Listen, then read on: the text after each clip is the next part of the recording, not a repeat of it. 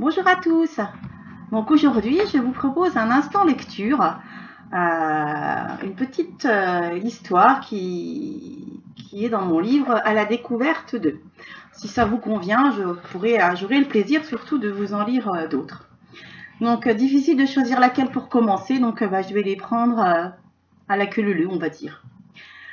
Alors celle-ci s'appelle Histoire désertique. L'homme marchait, seul sans regarder toute cette vie trépidante qui s'agitait autour de lui. Certains allaient travailler, d'autres emmenaient leurs enfants à l'école. C'était une explosion de musique, style le klaxon, jurons parlaient très fort, très haut, freinage intempestif de voitures, bref, toute la ville se réveillait. Marc, lui, ne voyait que le soleil qui se levait comme pour lui rappeler que la vie lui offrait un jour de plus. Offrir était-il seulement le bon mot? Il se revoyait quelques années en arrière, jeune et bel homme. Ce n'est pas lui qui le disait, mais le regard des femmes qui se retournaient sur son passage. Mais c'était surtout Mathilde, sa femme. Elle avait été belle sa vie avec Mathilde. Leur amour leur avait donné 2 anges, Maud et Mathias. Tous les prénoms de la famille commençaient par un M, comme un mariage à vie entre eux 4. Malheureusement, l'histoire fut bien moins rose et romantique pour Marc. Il travaillait au journal local. Une petite main, et il doit maintenant reconnaître qu'il n'avait guère eu d'ambition.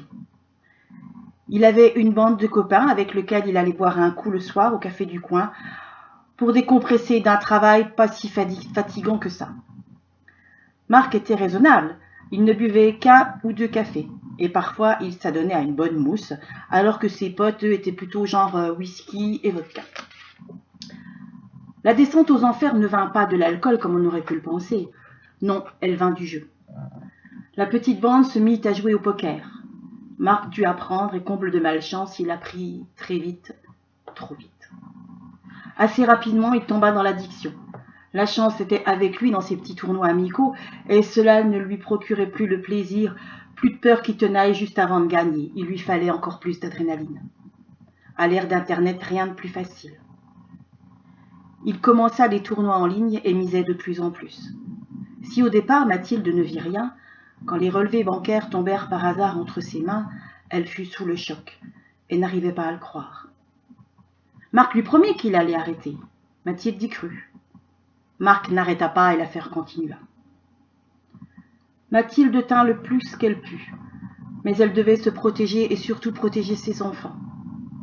Elle demanda alors le divorce. La spirale infernale et l'enfer commença alors pour Marc. Il perdit son travail et au bout de quelques mois se retrouva à la rue. Sa vie n'était plus qu'un désert dans tous les sens du terme. Un désert matériel et un désert affectif, c'était dur à supporter, à surmonter. Et si par hasard des femmes se retournaient à nouveau sur lui, ce n'était certainement plus pour sa belle gueule. Alors le soir, il trouvait un petit coin tranquille et il revivait sa vie passée. Aurait voulu la revivre pour la modifier. Il n'était pas si bête que ça. Il n'avait pas cru en lui, il était faible. Et dans toute cette agitation, il aurait aimé se retrouver au calme, loin, dans le désert, le vrai. Il imaginait, il rêvait, il se voyait avec les Touaregs à dos de chameau. Une vie tranquille, mais où il fallait travailler pour survivre et ne pas se plaindre.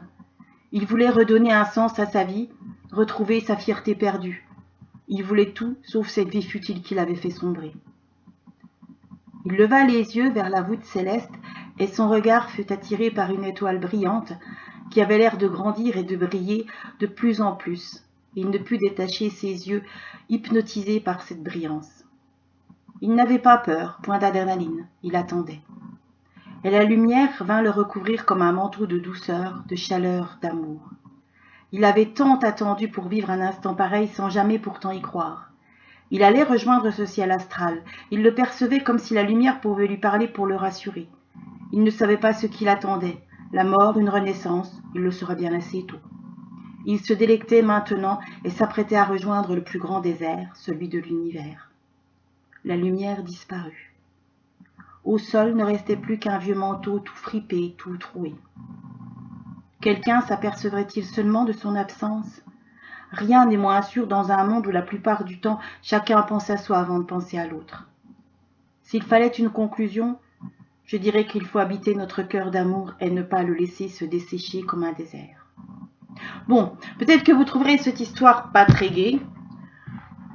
C'est vous qui voyez, c'est vous qui décidez. En tout cas, voilà, vous l'avez. Eh bien, je vous dis peut-être à bientôt. C'est vous qui me direz si ça vous a satisfait ou pas. Bye bye, et surtout prenez bien soin de vous. À une époque, on disait restez couverts. Aujourd'hui, je disais restez planqués. Bye bye.